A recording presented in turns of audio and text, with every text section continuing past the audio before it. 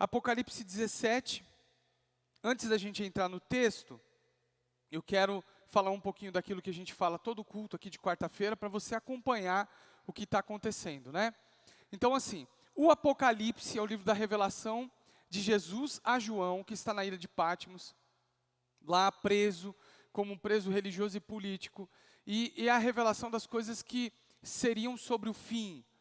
O Apocalipse é a revelação de Deus, então se é uma revelação, tem que ser uma compreensão simples, e para isso nós precisamos enxergar o Apocalipse a partir de um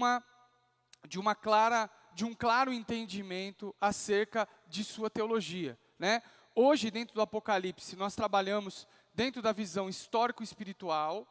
Essa visão histórico-espiritual ela é dividida em 3 vertentes: o pré-milenismo, o pós-milenismo e o amilenismo.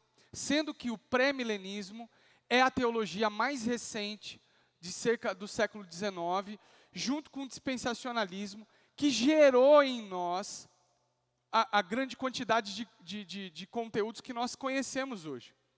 Então, o Apocalipse, conhecido da maneira hoje, e a maneira mais difundida, é dentro do pré-milenismo, dentro do dispensacionalismo. O que isso significa? Isso significa que, apesar de ser uma teologia nova, ela é muito difundida, ela é muito conhecida, principalmente no Brasil, que teve parte da sua colonização, a vinda de cristãos, e os primeiros cristãos aqui, dentre algumas denominações, veio a Assembleia de Deus, que trouxe esse tipo de ensinamento. Então ele acaba sendo mais difundido. Mas, contudo, na minha visão teológica, ele é o que tem menos profundidade dentro das Escrituras. E aí faz com que o Apocalipse ele seja visto de uma maneira literal, cronológica, e isso traz um misticismo muito grande para o livro.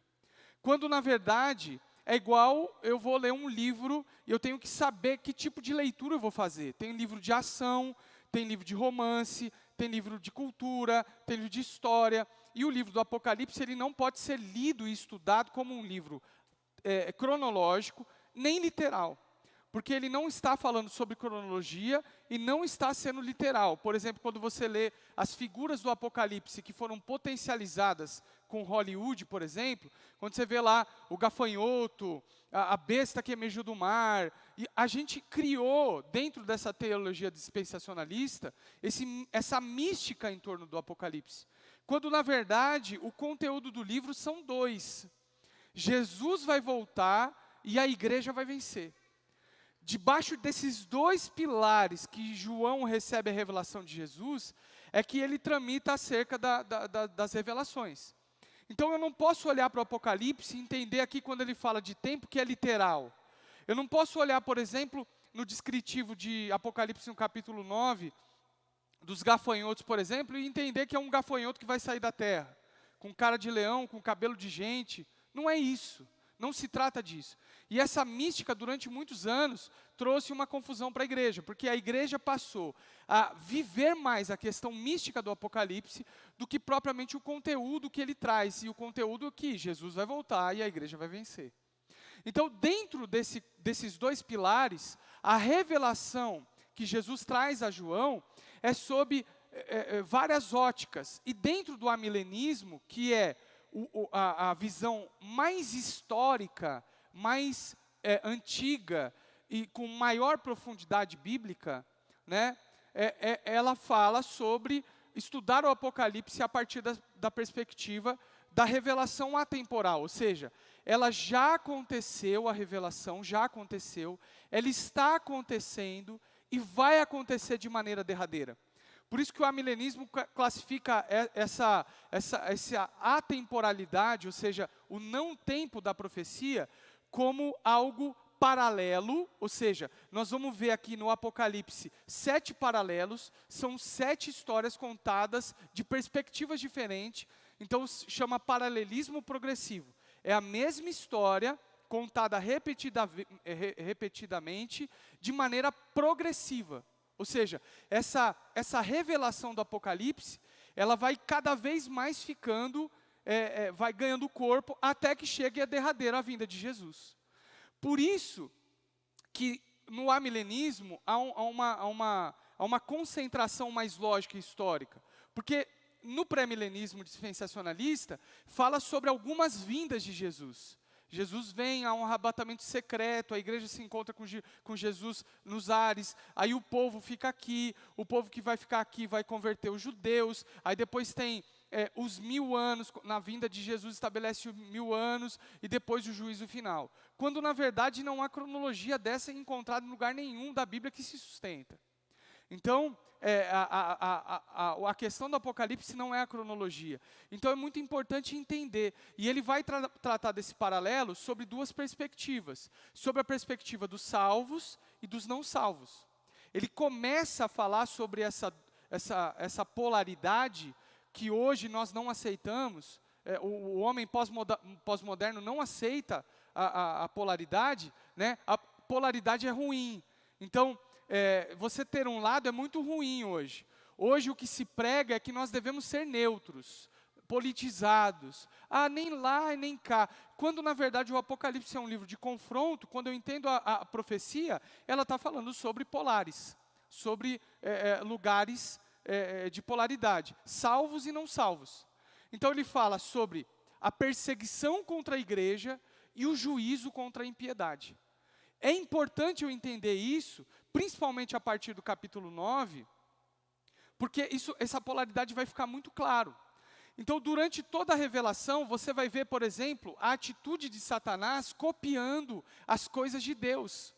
Então, se tem a trindade divina, tem a trindade satânica, né? Que nós vemos a besta e o anticristo, é a figura da trindade, né? Todas muito parecidas. Se a gente vê, por exemplo, a figura da noiva do cordeiro, a noiva do cordeiro, nós vamos ver a grande prostituta de Satanás.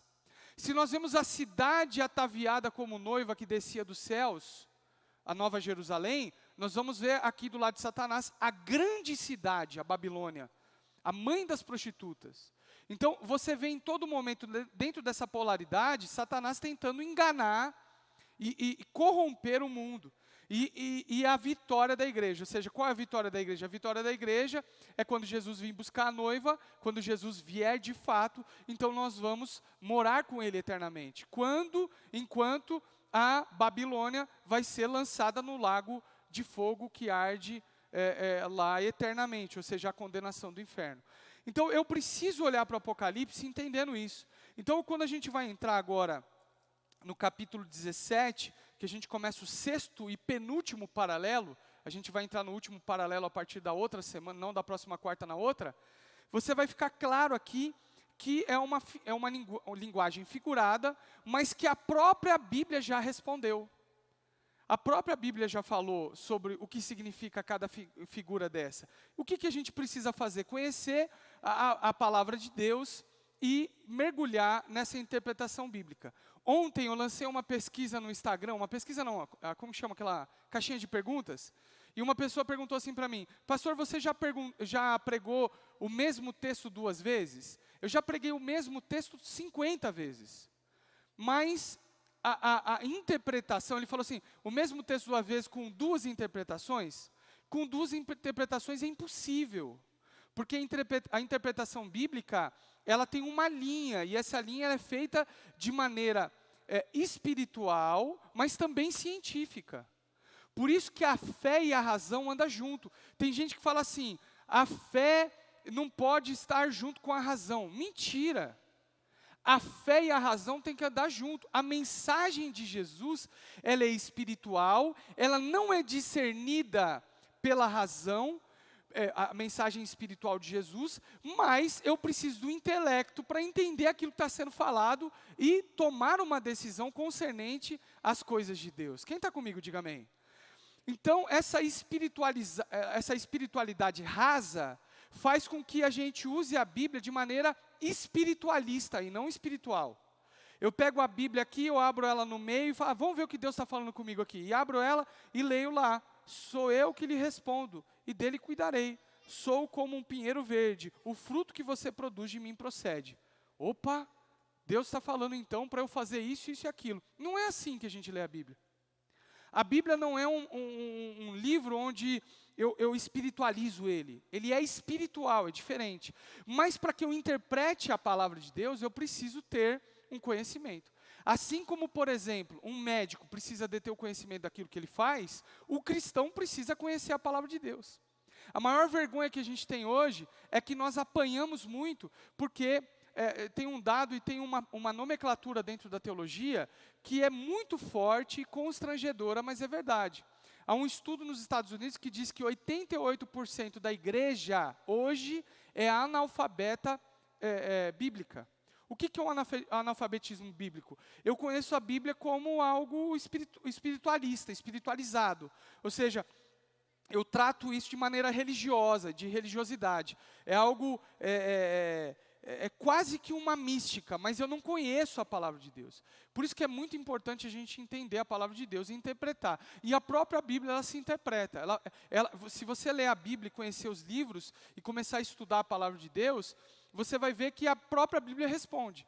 Por exemplo, lá no capítulo 1 de Apocalipse vai falar que Jesus, que tinha o candelabro e os anjos, e o que é candelabro, o que é anjo? Aí vem uma interpretação mística. Não, o candelabro é o lugar onde põe a luz, então esse lugar onde põe a luz representa não sei o quê. Aí eu vou na igreja e ponho um candelabro em cima do altar.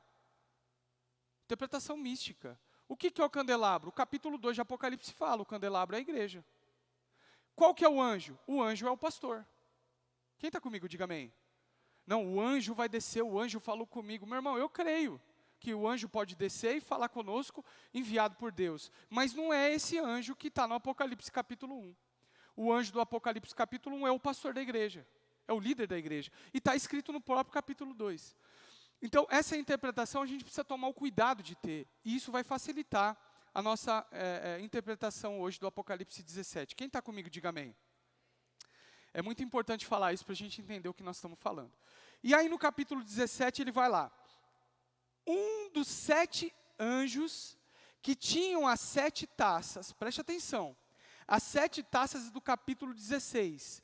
E que 7 taças são essas? 7 taças da ira de Deus. Ou seja, é o derramar da ira de Deus contra a impiedade. É uma visão do juízo final, que já teve no capítulo 12, que já falou no capítulo 13, que já falou no capítulo 16 e que entra de novo no capítulo 17. É o mesmo juízo final, ou seja, Jesus veio e vai exercer juízo contra a impiedade. É a vinda de Jesus. Quem está comigo aqui, diga amém. Então ele começa lá. Os 7 anjos que tinham as 7 taças aproximou-se e me disse: venha, e eu lhe mostrarei o julgamento da grande prostituta, que está sentada sobre muitas águas. Preste atenção, ele vai usar 2 figuras aqui. A grande prostituta e sentado sobre muitas águas. Então, qual que é a interpretação mística do Apocalipse dentro do dispensacionalismo? Que nos últimos dias uma grande mulher estará emergindo do mar, sentada sobre as águas. Isso é uma interpretação mística. Qual que é a interpretação do livro do Apocalipse histórico-espiritual milenista? A grande prostituta é um sistema religioso que não tem uma nomenclatura, mas que rege o mundo contra a igreja, contra Cristo. Que sistema que é esse? Ele já operava no passado, quando João recebeu essa profecia, continua operando hoje e vai operar até a vinda derradeira de Jesus, até que o derradeiro Satanás se levante, aqui o anticristo se levante. Então a grande prostituta é aquela que promove prostituição. Não é uma mulher literal, mas a prostituição bíblica, e que a gente vê ao longo de toda a palavra de Deus, é a prostituição da adoração a outros deuses. Então a figura da prostituta é aquela que promove a adoração a outros deuses. Quem promove a adoração a outros deuses? Várias religiões. Então não é uma religião. Tem gente que vai classificar isso aqui, é até vergonhoso falar isso aqui em rede nacional, que vai classificar isso como a Igreja Católica Romana. E depois a gente vai ver por que eles classificam como a Igreja Católica Romana sobre os 7 montes de Roma. Não é isso. É toda e qualquer sistema religioso que promove a adoração pagã, inclusive evangélica. Você está comigo, sim ou não? Tudo aquilo que divide a glória de Deus é a adoração pagã. E quem a promove está debaixo de um sistema de prostituição. É cabeça de um sistema de prostituição. Qualquer religião que vá dividir a glória de Deus, que não vai fazer você se prostrar diante de Jesus, mas diante de uma imagem, diante de uma pessoa, diante de uma figura, diante de um objeto, diante da vassoura ungida, do tijolo ungido, de tantas outras coisas, promove prostituição. E promovendo prostituição, eu faço parte de um sistema chamado a grande prostituta, ou a cidade a grande, ou a Babilônia. Você está comigo, sim ou não? E por que ela está sentada sobre muitas águas? O próprio texto vai revelar o que é muitas águas, mas nos outros textos a gente já viu, nos outros capítulos. E o que significa muitas águas?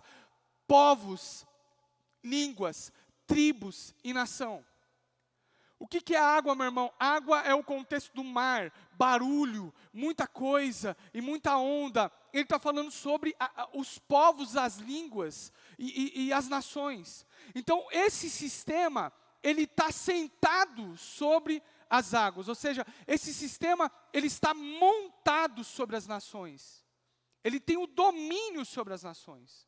Você está entendendo, sim ou não?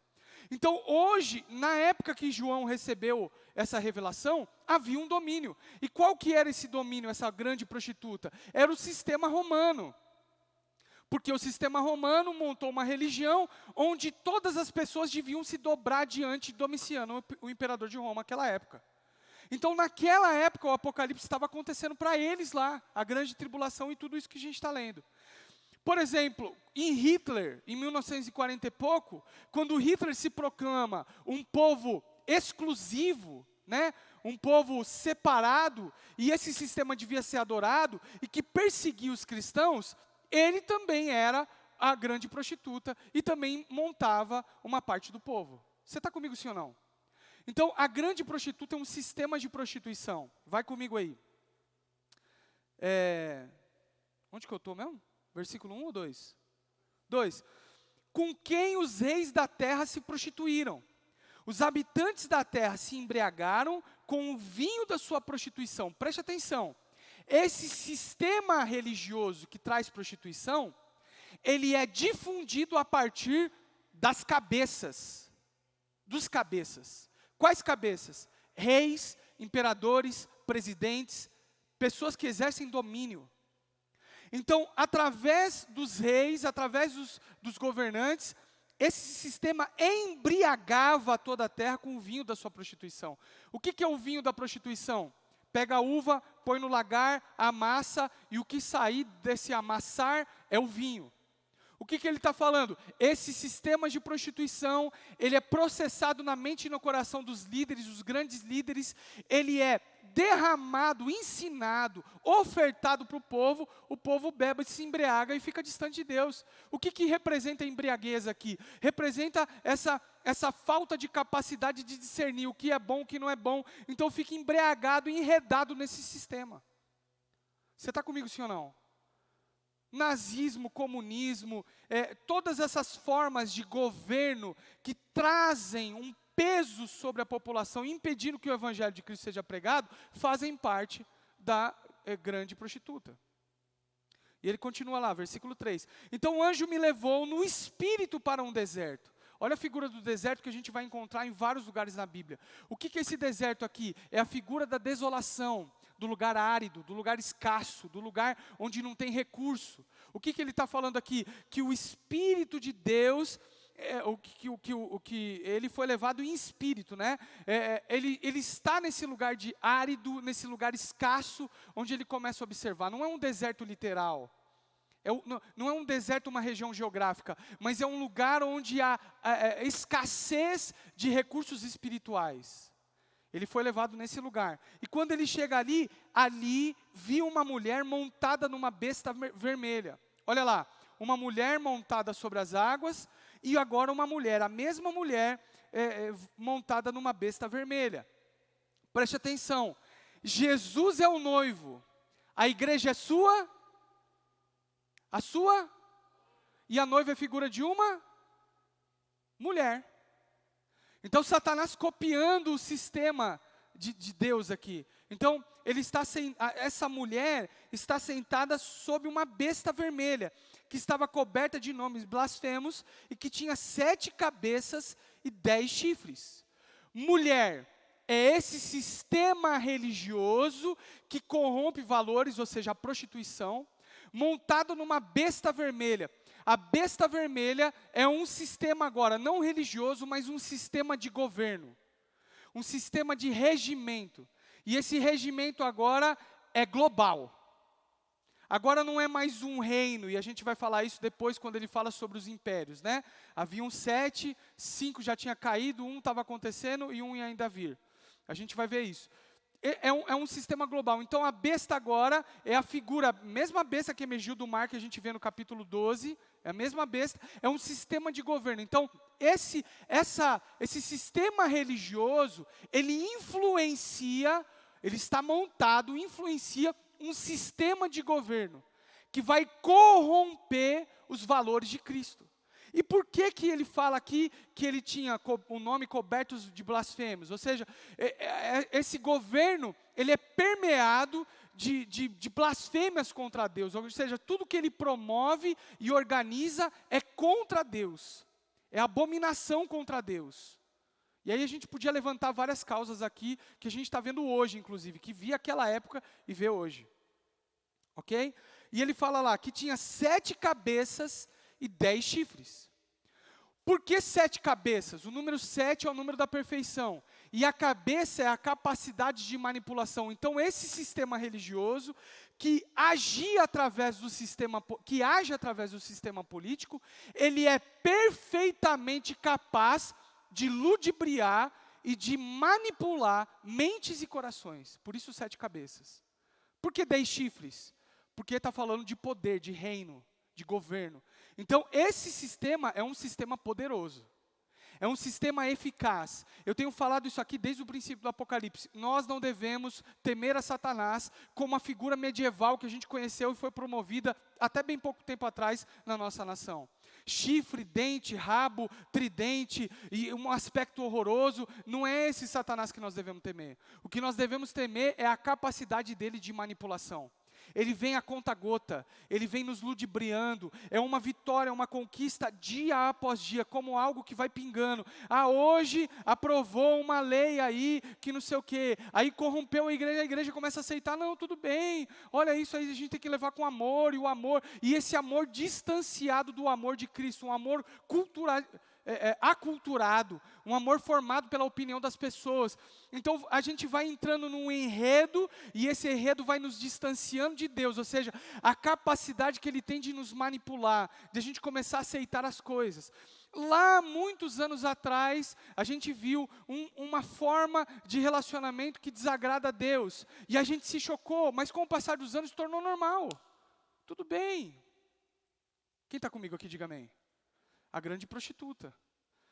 Ou seja, o sistema religioso que governa, que está montado num sistema político, que tem capacidade, que é perfeito em manipulação e tem poder para isso.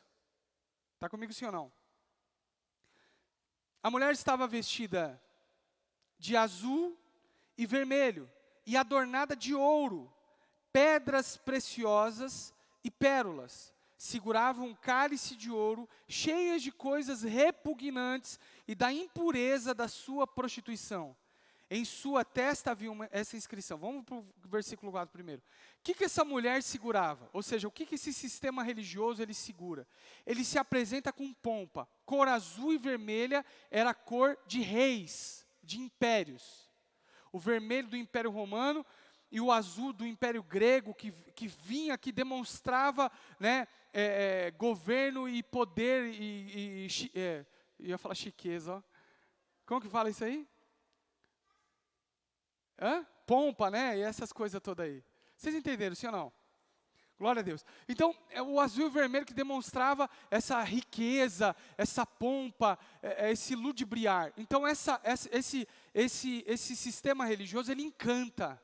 Ele tem possibilidade de encantar. E ele estava segurando um cálice. E o cálice era do quê? De ouro, nobreza. Ou seja, parece algo muito nobre, por fora muito bonito. Mas dentro desse cálice da nobreza, da figura de nobreza, o que tinha dentro? O que ele diz lá no versículo 4? Segurava um cálice de ouro cheio de coisas repugnantes e da impureza da sua prostituição. Ou seja, aquilo que esse sistema de prostituição promove e que faz o povo beber é impureza, não presta, é coisa ruim. Então atrai com muita destreza, mas mata quando se prova, quando se consome. Isso aconteceu lá naquela época. Porque o sistema religioso romano era um sistema que promovia a liberdade religiosa. Não, você pode adorar todos os deuses, fica à vontade. Eu contei aqui quarta-feira passada. Eu morei em Roma uma época e lá tinha uma igreja chamada Panteon, tem até hoje em Roma, né? E essa Panteon é o lugar de todos os deuses. Então, lá da época dos impérios. Então se promovia várias religiões, pode vir adorar tranquilo tal, mas quando eles eram atraídos para esse sistema, havia morte para eles. Os cristãos que se rebelaram contra esse sistema promíscuo de prostituição, só adoravam Jesus, eram perseguidos à morte. Está comigo sim ou não? E aí na testa desse sistema está escrito, mistério, Babilônia, a grande, a mãe das prostitutas e das práticas repugnantes da terra. Então ele está dando aqui a figura de uma cidade, de um império que 2 vezes promoveu destruição, caos e prostituição. A primeira Babilônia que se formou, o primeiro império, Egito, e o segundo império babilônico. Esses 2 impérios babilônicos na história promoveram destruição. Ele está usando essa figura, tá? A grande, né? Então, ele está dando a grande no sentido não de tamanho, mas no sentido de poder. Vi que a mulher estava embriagada com o sangue dos santos, o sangue das testemunhas de Jesus. Quando vim, fiquei muito admirado. Ou seja, essa mulher, esse sistema religioso, atraía os santos, perseguia e os matava. Atraía o santo, perseguia e os matava. Não, pode vir, toda forma de adoração é válida. E quando esses cristãos chegavam para adorar em Roma, opa, você adora quem? Ah, é Jesus, então condenado à morte. Vai para o Coliseu, vai jogar para os leões, vai jogar para os jacarés, vai amarrar no poste, encher de piche e tocar fogo. Os cristãos iluminavam Roma, você sabia disso. Os postes de luz eram cristãos amarrados em madeira, cobertos de piche e acendia toda noite. Uma porção de cristãos. É isso que era promovida em Roma naquela época. Era essa a perseguição e a maneira de morte, era terrível. Então esse sistema religioso, ele promovia a morte das testemunhas de Jesus. E quando João vê, ele fica admirado. Versículo 7. Então o anjo me disse, por que você está admirado? E eu lhe explicarei o mistério dessa mulher e da besta sobre qual ela está montada. E tem 7 cabeças e 10 chifres. Olha aí, olha a interpretação do Apocalipse. Ele falou lá no versículo 2, 3 e 4, agora ele vai trazer a interpretação. A besta que você viu era e já não é. Ela está para subir do abismo e caminha para a perdição. A besta que você viu era e já não é. O que é? Era um sistema muito consolidado religioso, aí vem a falência da religião e já não é mais. Mas vai se levantar um grande sistema global. E hoje, meu irmão, nós estamos vendo isso como, eu falo sempre do conta-gotas, né? Como gotinha num copo. Tum, tum. Como, pastor? Hoje, hoje assim que eu digo, nesse período, estão sendo assinados vários tratados de paz entre Israel, os Emirados Árabes e vários países da terra. Tem uma pessoa hoje intermediando essa assinatura. Uma pessoa. Uma pessoa. Essa pessoa ela está intermediando tratados de paz em várias regiões que sempre houve guerra. E o tratado de paz chama Tratado de Abraão. Está acontecendo agora. Você entra no jornal ou na internet, você pesquisa aí agora, está acontecendo agora. Esse tratado de paz, ele permeia vários povos que sempre brigaram entre si, e a proposta é trazer uma religião mundial bem perto, agora, no futuro bem próximo. Uma religião mundial que haja paz. Ou seja, a proibição de religiões que tragam dificuldades, que tragam contenda entre si. Está acontecendo agora. Você pode pesquisar na sua casa quando você chegar, vai lá e olha, que você vai ver todas essas notícias que eu estou te falando aí. Agora, aonde eu estou? 8. É isso. Ela está para subir do abismo e caminha para a perdição. Os habitantes da terra, cujos nomes não foram... Preste atenção. Os habitantes da terra, cujos nomes não foram escritos no livro da vida, desde a criação do mundo, ficarão admirados quando virem a besta, porque ela era, agora não é, entretanto virá. Então, olha o que ele está falando. Polaridade. O povo que não tem o nome escrito no livro da vida antes da fundação do mundo. Desde a fundação do mundo. Não tem o nome escrito no livro da vida. O que ele está falando aqui? Um povo que vai para o inferno. E hoje essa teologia é difícil de ser pregada, porque ninguém aceita. Quando nós falamos de confronto, quando nós falamos de céu e inferno, a maioria espana. Porque nós vivemos um evangelho raso, evangelho coach, que vai te ensinar a ter sucesso, ganhar dinheiro e você prosperar, mas não te ensina as verdades do evangelho. O evangelho onde ensina que a gente vai ser arrebatado antes da tribulação, permeando na minha, na sua mente e no seu coração, que a dificuldade não vem de Deus. Porque antes da dificuldade, Deus nos arrebata, Deus nos salva. Nunca eu li isso na Bíblia, e você nunca vai ver isso na Bíblia. Ele fala o seguinte: no mundo tereis aflições, mas tem de bom ânimo, porque eu venci o mundo. Deus não nos livra da dificuldade, Deus nos livra na dificuldade. Está comigo sim ou não? Polaridade. 9. Aqui se requer mente sábia. As 7 cabeças são 7 colinas sobre as quais está assentada. Ou seja, além desse poder, ela está falando sobre 7 colinas. Aonde o poder emana, aonde ele se manifesta, aonde ele tem influência. O que são 7 colinas? A interpretação mística vai falar que são as 7 colinas que circulam Roma. As 7 colinas que fazem um círculo em Roma. Mas ele não está falando de Roma. Ele está falando de monte de colina, ele está falando de governo, de reino, de império. É isso que ele está falando aqui. E ele continua. São também 7 reis. 5 já caíram. Um ainda existe. E outro ainda não surgiu. Mas quando surgir, deverá permanecer durante pouco tempo. Presta atenção. Ele está falando, 5 já caíram. Quais são os 5? A primeira Babilônia, Egito, a segunda Babilônia, os Medo-Persas e os gregos. São os 5 impérios que promoveram devastação e totalmente uma cultura distanciada da palavra de Deus. Presta atenção, 5 já caíram. João estava escrevendo naquele momento, naquela época, falando sobre 5 impérios mundiais que promoveram libertinagem, prostituição e distanciamento de Deus. A primeira Babilônia, o Egito, a segunda Babilônia, os Medo-Persas e os gregos. Aí ele continua. Um ainda existe. João está escrevendo durante o Império Romano. Então ele está falando de Roma. Um ainda existe. Ele está falando, a profecia é atemporal, está acontecendo naquele momento. Então ele está falando, um ainda existe, é Roma. E Roma promoveu promiscuidade ainda maior que os gregos. Porque foi potencializado. Começou com a primeira Babilônia, depois o Egito, depois veio a segunda Babilônia, que trouxe grande caos sobre o mundo todo.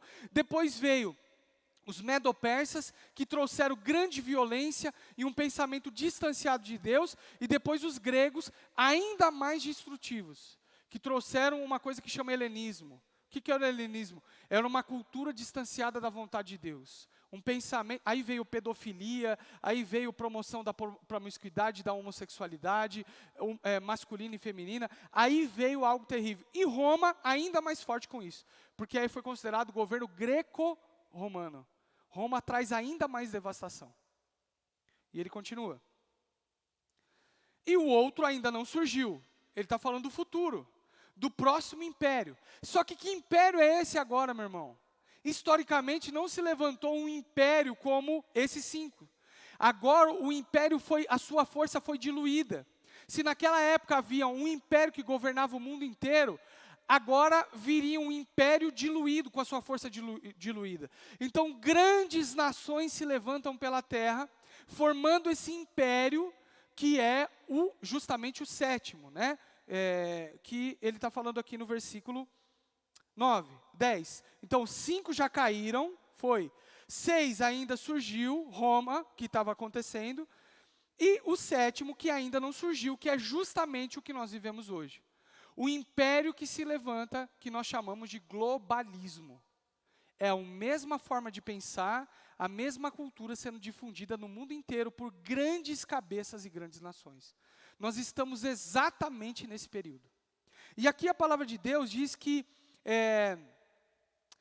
ele não tinha surgido ainda, mas já surgiu agora durante a história, e deverá permanecer durante pouco tempo. Meu irmão, que pouco tempo é esse? Nós já falamos, o livro do Apocalipse não é cronológico. Então, esse pouco tempo, como nós vimos nos outros tempos, 3 anos e meio, 1265 dias nos outros textos, ele não é literal. Então, esse pouco tempo compreende desde da queda do Império Romano até a vinda derradeira de Jesus, que é o 8º governo, que vai reinar, o anticristo, por isso que ele é progressivo. Então, durante todo esse período, nós estamos vivendo agora o 7º governo, que é um governo mundial. Ele é diluído. Grandes autoridades e grandes nações se levantam com o mesmo propósito. E esse mesmo propósito é trazer a mesma forma de pensar, de agir, contra a religião, contra Cristo. É um poder contra Cristo, difundido por todos esses governos. Você está comigo, sim ou não? E ele diz lá no versículo 11. A besta que era, e agora não é o 8º rei. É um dos 7, e caminha para a perdição. Ou seja, o 8º é o derradeiro que vai se levantar na figura final dessa apoteose do Apocalipse. Capítulo 12, versículo 12.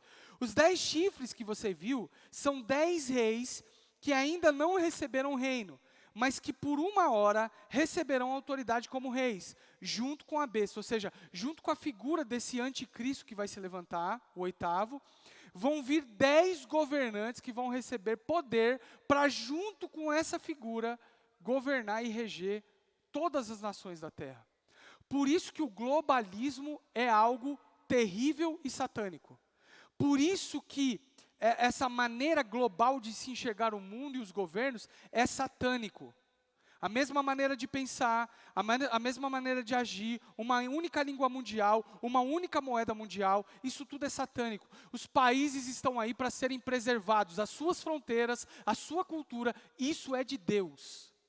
Deus sempre preservou as culturas e as nações. Você está comigo, sim ou não? E nós estamos caminhando para o fim. 13. Eles têm um único propósito e darão o seu poder e sua autoridade à besta. Ou seja, esses 10 poderosos que existem no mundo, que vão se levantar na grande cena final, eles só têm um propósito. Eles vão se levantar para entregar a autoridade dos seus governos na mão da besta, da figura do anticristo. Está entendendo?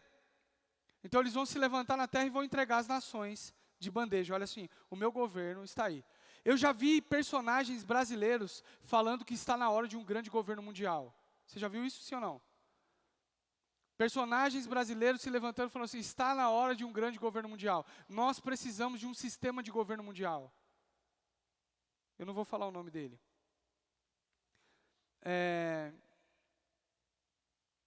14. Guerrearão contra o Cordeiro, mas o Cordeiro os vencerá, pois é o Senhor dos senhores e o Rei dos reis, e vencerão com ele os seus chamados, escolhidos e fiéis. Ou seja, a igreja, Jesus vai vir e a igreja vai vencer. A igreja vai vencer, nós venceremos. Quem vencerá? O povo escolhido dele, chamado e fiel. Então o anjo me disse, as águas que você viu, onde está sentada a prostituta, são povos, multidões, nações e línguas.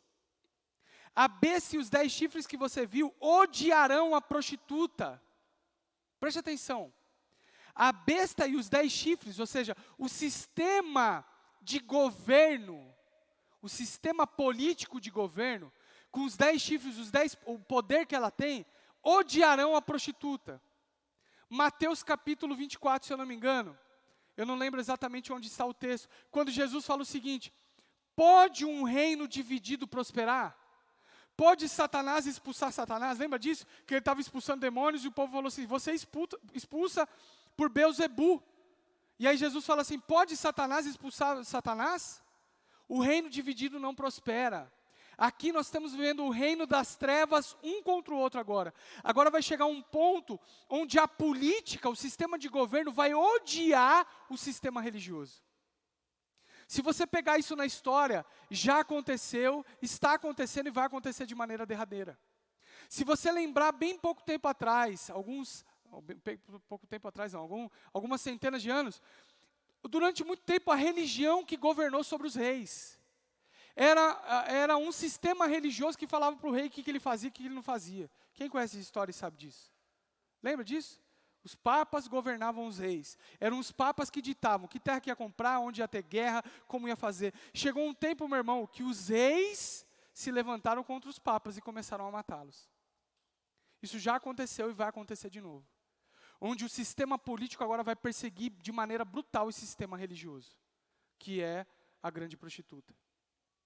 E ele continua: eles levarão a ruína e a deixarão nua, comerão a sua carne e a destruirão com fogo. Ou seja, há uma grande perseguição contra o sistema religioso.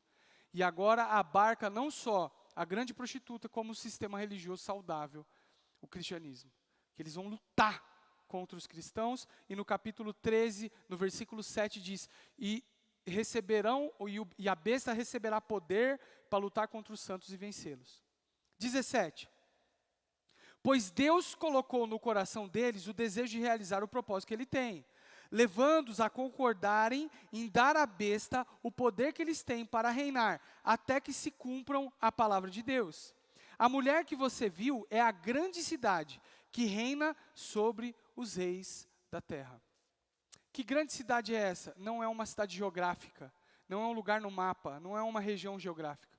Não é Roma, não é Babilônia, lugar, né, porque a Babilônia não existe mais, agora o território chama Iraque. Não é um lugar físico, mas essa grande cidade, o que tem numa cidade? Governo, cultura, valores, sistemas. Esse grande sistema, ele permeia todo mundo. Tudo que me afasta de Deus é e pertence à grande cidade. O que eu preciso fazer nessa noite, meu irmão? Eu estou pregando isso desde o capítulo 13. É tomar uma decisão. Eu preciso me posicionar.